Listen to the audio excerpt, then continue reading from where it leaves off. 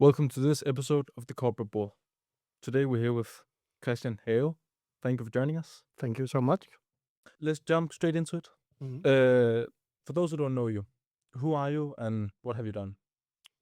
Well, I've been in the arts and culture and media for around 40 years. I started my own company 40 years ago. Like everybody else, you have a dream, a vision, you just do it. And today I have 25 people employed in Copenhagen and 5 in Aarhus. How did you first fall into the world of culture and communication? Well, I was a drummer in a boy band many years ago, before you were born, which were rather successful in Denmark and Europe and in Spain, and won the Eurovision in '78. And I was a drummer. So, and then we were touring in Europe and ended in New York, where we were playing for 2 years. And then I went home. So this is the background. And then what was the hole in the market that you saw that leaded you to start Hale Communication? Well, it was an inspiration in New York in the US. I was amazed how they could market and make PR in theaters, Broadway, television, concerts, festivals. And I thought, well, why are we not doing that? And at that time, it was nearly impossible that you should sell culture or making some PR for culture. You just had to discover it. So I think it was an inspiration from the US. Let's go a little bit back in time. As a child, what were your dreams and how did they evolve over time? And was it always the plan to have Hale Communication? No. First, I would like to be a famous football player. After, when I saw it will not be a success, I started to play the drums together with some friends. So we just had this dream: we will go to the US one day, and we will make it. And this was the beginning for my interest in culture also and art, not only music, because when you get money to discover the world, which I did, that's fantastic. So we were touring around the world, and I was seeing a lot of people, a lot of friends, a lot of artists, and that was fascinating and a big inspiration. And that's why I thought, I don't want to be a musician, but I want to go on the other side to promote it, but not only to promote music, to promote theater, museums, everything, because I believe that this is the core, the DNA of democracy. So that's why I started this, not only because the art in itself is fantastic, but I think that the people get a sort of inspiration for behaving better with art and culture. That's a really interesting point. What's one you could say that was also a decision moving from the what you could say the front end, right, in the band to then the back end and the business side of it. What's one difficult decision that you had to take and what did that lead to? It's very difficult to end the visions of being an active musician or sportsman or whatever. I think for everybody, you want to go on. But I have always been very realistic that there is a time for everything. And that when you end something new, a new possibilities, new potentials. So I thought, well, if I end this dream of being the best drummer or the best football player in the world, what is the dream? And the dream would be to try to make a company who could have a social responsibility, could have a cultural responsibility, a human responsibility, and also make money. So I thought, well, maybe I could show that you can behave well and be a decent person and also be a businessman. So this was my ambition. Because that balance, I think it's hard to find, and not a lot of people have actually found that balance between Yes. being a good person, right, and Yes. then also the money side of it. Yes. You can actually earn money Yeah. on it. Yeah. Let's go a little bit more into hair communication. Yes. In the early years, what were some struggles and some problems most people don't see on the facade? It is that you have a lot of energy. You want to grow, and normally you don't have a bank who believe in you, and you don't have. At that time, there was nothing like investors in this business.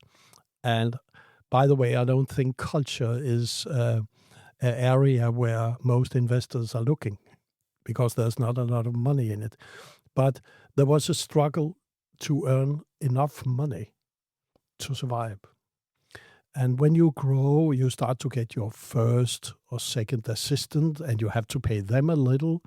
I mean, every month, well, is there money or no money? And it was terrible. I mean, terrible. Every month was terrible. And that was, I mean, I think I wasted a lot of sleeps, good night sleeps, because I was afraid of going down, that you cannot meet your obligations, of course. Yeah, so it was like survival every single month, right? Yes, If every with single month. keep above the Yeah, bottom line. yeah. What was the moment, or if there was a moment, where it went from this survival to growth to a company that you see today?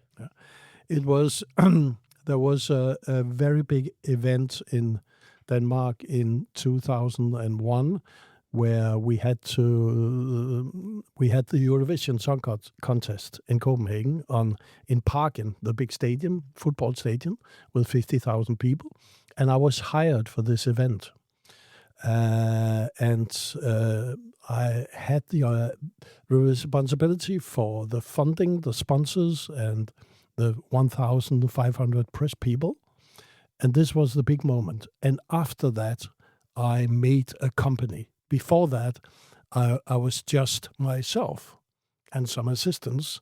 But after that, we made a company, a real company. So that was kind of the start of hair communication as we Yeah. see it today, Yeah. right? What's the biggest kind of challenge you faced throughout building the hair communication, and how did you overcome that challenge?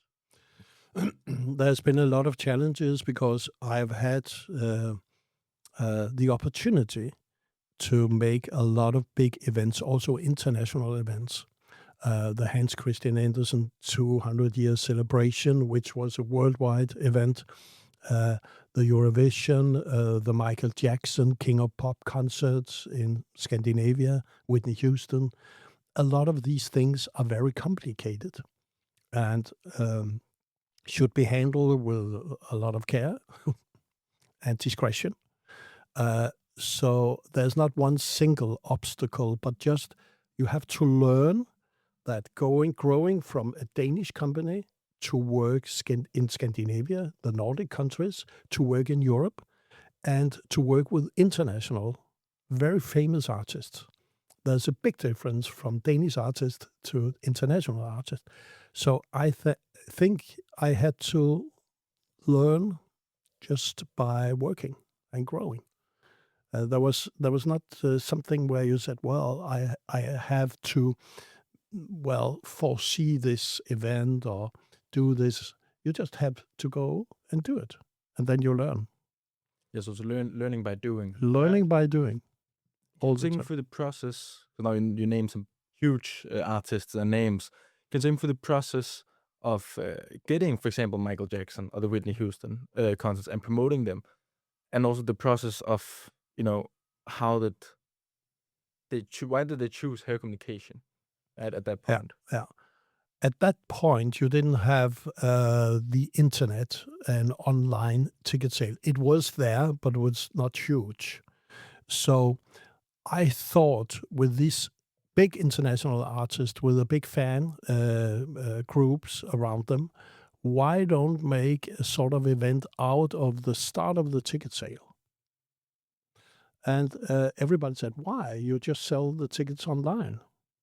I said, well, we need a lot of coverage of this event. And it's very difficult because Michael Jackson is not going to do an interview. So what are you going to do? I mean, nothing. You can just have an ad in the newspaper say he's coming. But what could you do? Well, you could start the ticket sale at the Strøget Fona at that time and just say, well, the first coming there will get a ticket. They came 3 days before. They were performing like Michael Jackson, and the press was covering it. Every day there was thousands of people standing, sleeping, eating, waiting to get a ticket. So that was the story. So that is a way to build a coverage and build a position and a branding out of something where, I mean, the artist, you cannot do anything with him or her. And that is normally the case with international artists. They are not really doing interviews in that sense. So we have to create something around them. So you could see some sub-events around the really event.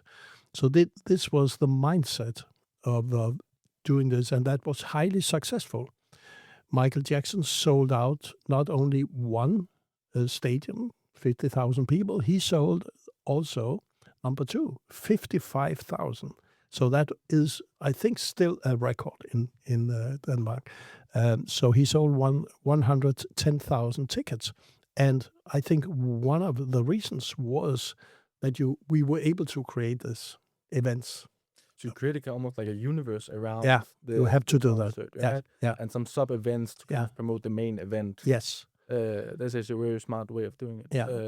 And still, it's working also with, I did it with movies. We had the very first Oscar winner we had in Denmark, Babette's Feast, also created with food around the movie. The movie is about a chef making some fantastic food for some people who don't know what it is, and not very exciting.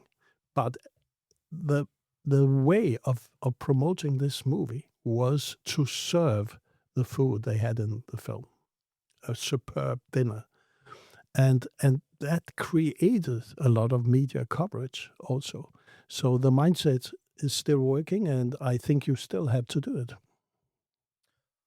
How do you say, because now you've been in the business for what, 4 decades? Yes, yes, my God. How do you stay relevant in communication for such a big period of time? I really don't know.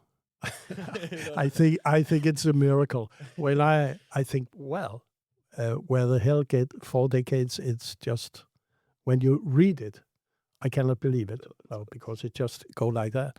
I think my curiosity, I mean, I have brought you a book, which is a present for you, which was, I think, one of the first book of AI in what does it mean for art and culture? Not how interesting it is, but, well, what will the impact be for the cultural world? And this is my way of staying relevant. I think I'm curious. I think it's exciting, but I also want to many times tell my opinion, to be honest, and say, well, AI is not only good or bad, and they just say it. And I think a lot of people like it. And this is a way of staying relevant, because I think you need a purpose to stay relevant. So you get my age, if young people like you or others should say, well, why should we listen to this guy?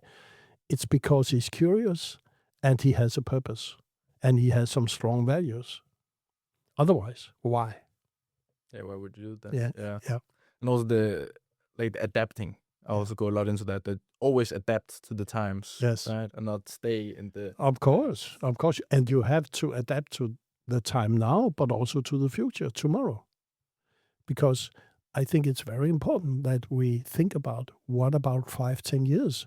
If I ask you, where are the world in 10 years? You will not be able to answer it. I mean, it's just a ridiculous question. But in my time, 20 years ago, you could ask that question. And you will had a sort of idea, where will the world be? Now, no. And I think in that we really have to have a interesting dialogue between the generations. I hate all this. Well, you are old, you are young, you don't know anything because you are young. Stupid. And because I'm old, maybe I know more than you do about so me. We don't know. So if we are curious of each other, then we can do a lot of things together. And I believe in that.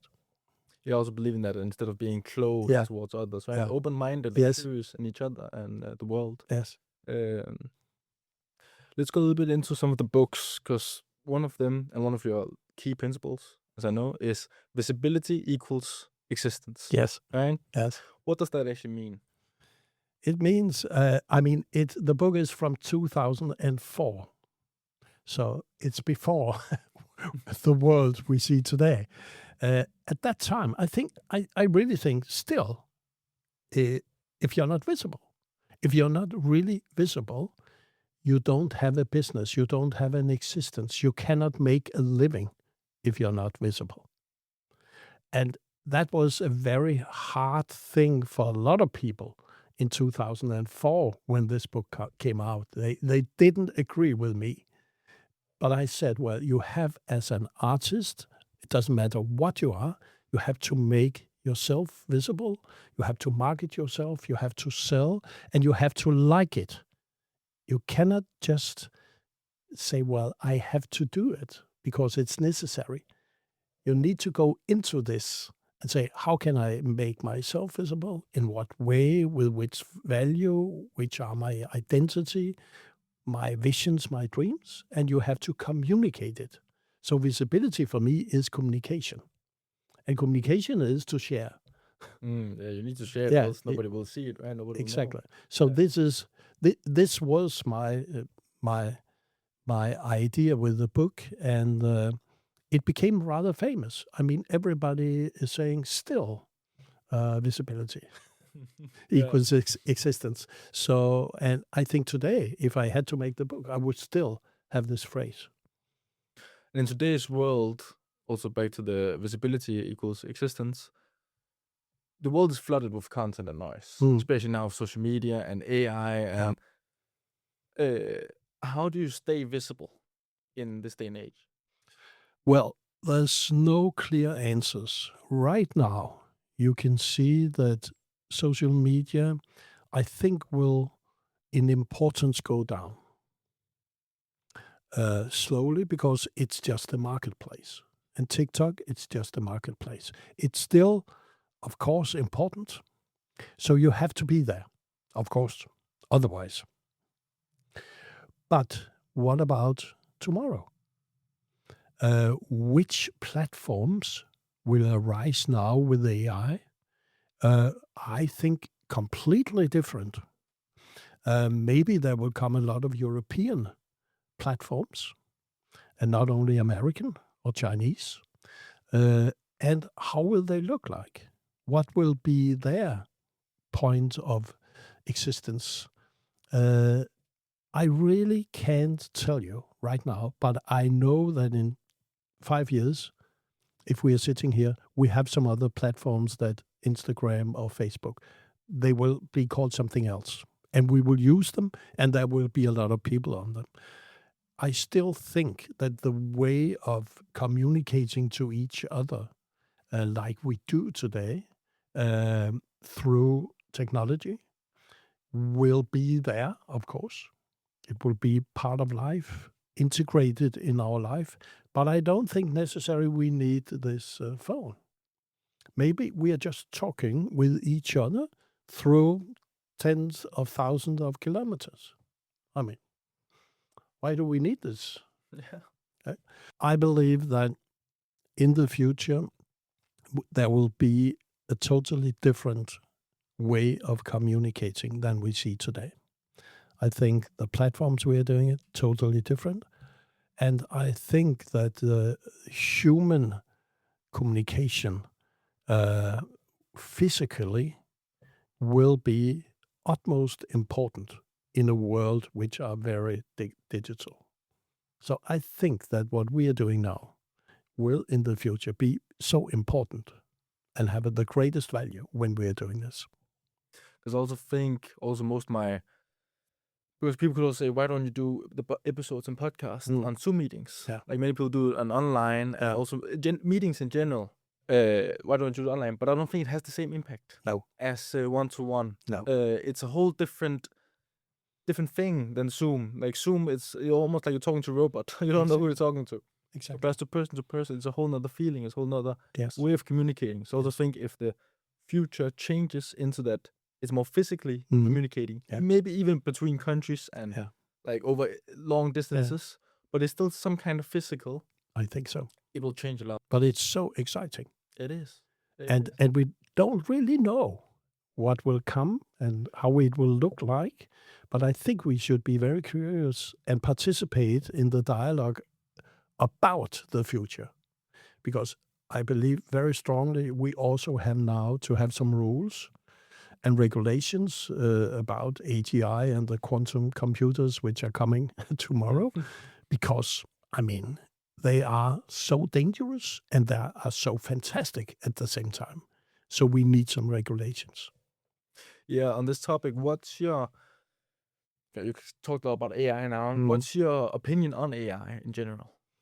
Well, I think like many others, I see there are two sides. There's a bright and dark side. And every technology has that. The question is, how do we use it and for what purpose? And the way we use it now is for warfare and to make a lot of money and to sell every product we have. And I don't believe that's good enough. I think that the technology and AI can do so much more. And we see that also. We see it in the healthcare, the social sector. We see a lot of diseases which AI will be able to cure. So I think there are some dramatic goods about AI, but we are not using it the way it should be used. It's not good enough, what we are doing. And I think that Europe might be the place where we can come forward with some way of using it in a sensible way for the higher goods of humanity also. Because otherwise, I will be very skeptical that we will leave our development as human beings to something we have created ourselves, but which I believe will only be a mirror of ourselves and not the real thing. I don't foresee AI have a heart, have skins. I don't see feelings in that way. I don't see they can imitate it also in the future much better than we are today. But it's not the real thing. And we know the real thing when we see it and feel it. There's a difference. And I believe we have to fight for that and say AI should be our assistant. I like that. And to create much better environment and everything. But I don't like what I'm seeing now, that a lot of people will get suppressed, dominated, manipulated. It's not the way it should be. And we have to fight, and your generations have to fight for that. So we need a democratic algorithms. We need some philosophically interested algorithms with some values. And why not? In communications and also culture a little bit, how do you use AI, like you said, where it's not about manipulation? Because you see a lot of these videos now that are AI and you have no clue what's what, and also used to promote companies and stuff. So how do you use AI in your day-to-day without it becoming, this manipulating... We have made a sort of manifest in our company how to use it, so our customers know we are using it for this and nothing else, even if we could do it. So I think that's important. So everybody knows. And then we have to make a declaration if we have been using AI for something, a video or whatever. We should make a declaration of that. So I think trust is the key word working with AI, so everybody knows where is AI and where isn't it. I still believe that the consultancy and advising people in the communication business will still be a key personal, even if we have AI and AGI. I still believe that the right photographer, the right video guy can do amazing things, and we can see the difference still. I don't know in some years, but in music, it's a little different because I believe in 1 or 2 years, it will be more or less impossible to listen to a difference. And that's why I need a declaration is so important. If you've been working with that as a musician, then just tell us. And we are happy. Because the thing is, maybe it's gonna be like autotune, Yeah. where you don't really know did the person use autotune or not, or Yeah. everybody using it, so they use or not. I think it will become the same, and then it's hard to tell the difference, right? Yes. It's, And everything will sound the same, look the same, will write the same wonderful CVs. Well, in some time, we have to do something else because everybody is capable of doing the same thing. So let's talk a little bit to young founders. If a young founder came to you tomorrow and say they have an amazing product, a great product, but they couldn't communicate it, like nobody knew it existed, what would you tell them? I would tell them the first thing you have to ask yourself is why. Why this product? Why this invention? Whatever it is. And then you have to create a narrative. And this narrative should tell people why. Why is it important? What can it do for them? What impact does it have in the business world? And you have to tell that in a one-pager. That's a pitch. If you're not able to do that, I don't believe that you will be successful. So this narrative, everybody is doing it. Like, you see, all the big companies have the key lines explaining what they are doing. And this is so important today. Even more important in the future, I believe, than today, this narrative about yourself. And I believe narrative is also the values you're standing for, the fundament, your vision, also what you believe in. Because we want to feel you. So, and this is very easy to tell people. You just create a narrative. It's so difficult. And you have to work so much with it before it's there. I think it's actually the key to any business Mhm. is communicating, Yeah. right? And marketing. Like, Yeah. how can you get the product out? Yeah. Because else you have a good product, but nobody will buy it. No, Nobody knows it exists. No. That's so it's also again back to the visibility equals existence. Exactly. Right? Exactly. And still do today, and it'll probably also still be a thing in 10 years. I think so. So this is, I believe it will change the way of bringing your product out will change because of AI. Because you need the best AI assistants and personalize them and so on in order to talk with other AI assistants and so on. So you have an extra dimension today where you have to be specialized also in that aspect in order to bring your product out. So you have to think AI in it from the very start. And how do you communicate with AI without it, again, being the manipulating side?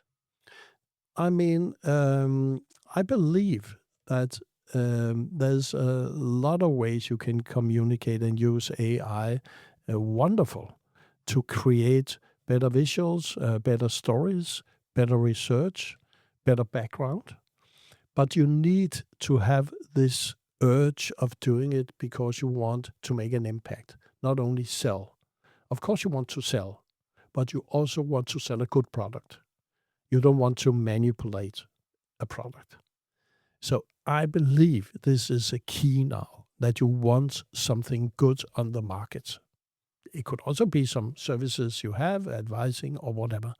You need really this, that you stand on some values. But you can use AI in a very sensible way to create better communication. But you still have to be, like we say, a film director. You need to have the final cut yourself. Always. In 40 years or 4 decades, you've been working with hair communication and global artists, like we talked about before, and performers and global names and companies. Have you ever been starstruck, and by who? Yes. There was one time in LA where I was establishing a little office in LA because I had a dream of making some promotion there. It's more difficult than I thought, but I tried it anyway. But I was there a lot. And then I was to a brunch, some friends invited, like you are there. And then I start talking to a guy. I didn't know anybody. So I started to talk with a guy, and where are you coming from here? Denmark, and what are you doing here? He was doing in the movies and so on. And we were talking for 15, 20 minutes, and very nice guy. And then after that, my friend came to me and said, well, are you aware who you talked to? I said, well, no, he was a nice guy. It was Robert De Niro. But in the morning, I could tell you with some hat on, I didn't recognize him. And I was starstruck afterwards, I tell you. Incredible story. Yeah. That's also one you'll remember for a long time. I mean, a lot of the others I have been working with, you are not starstruck because you see also the other side of them. So you see them in dressing room, or you see them without makeup and without styling. So you have a different approach. So it's very rare you get starstruck. But this time I was. Understandably. Yeah. What's another kind of moment, what's your most memorable moment in your career that you couldn't have scripted like this one? Well, it was to the Eurovision, where there was this 50,000 people, and the TV show is going to, I guess, 150 million people. It's one of the biggest TV shows in the world. And I was standing there with my headphones, and I should have all the photographers before stage. That was my responsibility. And this is around 10 minutes before we are going in the air. And when you're listening to, well, this satellite is working, and this is huge, the excitement. And then there is some warm up of people, of the audience. They have to be, in good shape. And then there was two guys called Papkasse Show, who are very funny, and they are singing, and they have some papkasse with them on stage. And suddenly they were singing the tune that we won the Eurovision Song Contest. So they said, well, there's a guy handling all the things now with the media and press. And one time he was a member of the band Mabel, making Boom Boom, and we sing it now. And then 50,000 people singing this tune. And they lit a candle, and I was standing there before the stage, and this was the most fantastic moment, of course. I mean, it was like a travel where you come to the end, and what an end. Amazing. Yeah. Is there a project or campaign that you're most proud of in hair communication in the 4 decades? Well, there is a lot of things which I have been involved in, to start some foundations to fight when the AIDS came in the business very seriously. Um, a, a lot of children. The Danish Folkehjælp, Dansk Folkehjælp it's called, which are taking care of children and families without money. So I've always been very keen of helping in the social sector. And if you can do an impact of showing the way. And of course, I've been asked many times, well, can your company do free promotion for us because we have this and this? And many times we say yes, because I think it's an obligation. And I'm very proud that we have this policy in my company that we are normally always helping if we are asked. Because we have the possibility of doing it. Of course, we have to make money, so sometimes we have to say, well, not anymore.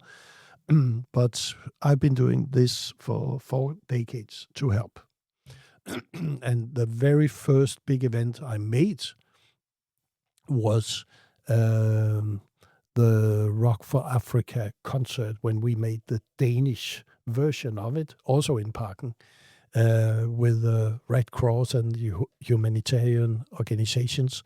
And this was the very first thing I was involved in, big events. So, and from that on, it has continued. So I could mention a lot, but I think the mindset is the most important. And I like to do it not when you have earned a lot of money, you're becoming rich, and then you say, well, I have to do something good now. I pay back. I hate that. You have to pay during and not when you have made the money. So try to do it also with the resources you have, the competence you have, the position you have. You should do it always, not when you have made it. If a 20-year-old came to you today and wanted to work in culture and communication and build something creative, where would you advise them to start? Very, very, very good question. Well, you have to really love what you are doing. So if you are in art and culture, you need to love it. I mean, music or whatever, literature, theater. You have to really think this is important and you want to give your life for it. Because otherwise, you will never make it. So this is first, you have the fire. And I always say, well, think good about it, because it's very hard work and normally not so much money. Very few are making it. Artists and also communication people. So you have to really love it. Also, even if you're not making it. So that's the first thing. And second thing, that you have to be honest, trustworthy, because in this business, it's all about network. I know it's about network in all businesses, but in art and culture, I can tell you, it's all about network. And without that, you're nobody. So people need to trust you. And they need to like you. And you need to be good at what you are doing. Very good. And you have to have big ambitions. And I think it's wonderful if you have ambitions.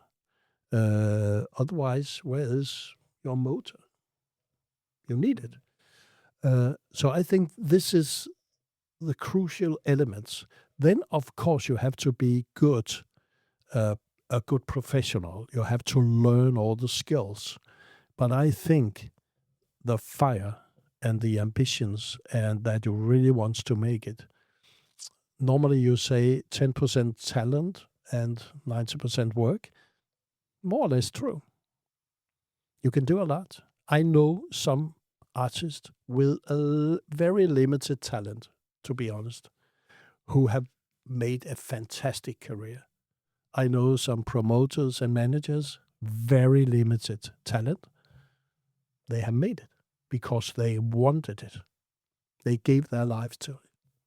Yeah, and you almost never see opposite, where they Yeah. have a lot of talent, but they don't work as much, that they Yep. never make it. Never make it. Never. What are three, like you talked a little bit about now, but three traits that are absolutely non-negotiable if you want to succeed in anything you do? Well, like I said, I believe the purpose, the fire that you really wanted, and that you are not, what should I say? I know how to manipulate in media. I know some people where I can say, well, if I do this service to you, you can do this. And I know how to do it. But if I do it, I lose myself and I lose my trustworthiness. And I believe this is the key, which I have been talking to myself many times, because I had the possibility of making a lot of money if I did this. I know if I did it, it was wrong. Against my values, what I believe in, and what all the other peoples around me believe. But a lot of money. This is what you have to be strong at that. And it's very difficult. Sometimes it's difficult. You have some possibilities of mergers with somebody very, very big, but you know it's bad. They're bad people. Should you do it? Because of the money. And that's non-negotiable for me if you have a belief in yourself and what you're doing. And that's important for you. And for me, that has been the driver to make the biggest impact, also for other people, for the artists, for culture. And that impact is much more important for me than money in the bank. But sometimes it's difficult when you stand there and you see, well, all the other in their big cars and big houses. Well, I have a little house in Jutland. That's what I have, but I'm happy. I'm satisfied also. This was the most important thing. Yes, Right. exactly. Now we have a rapid fire round where I ask either this or this, and then you just answer one of them. Coffee or tea? Coffee, Art or business? art, Denmark or global?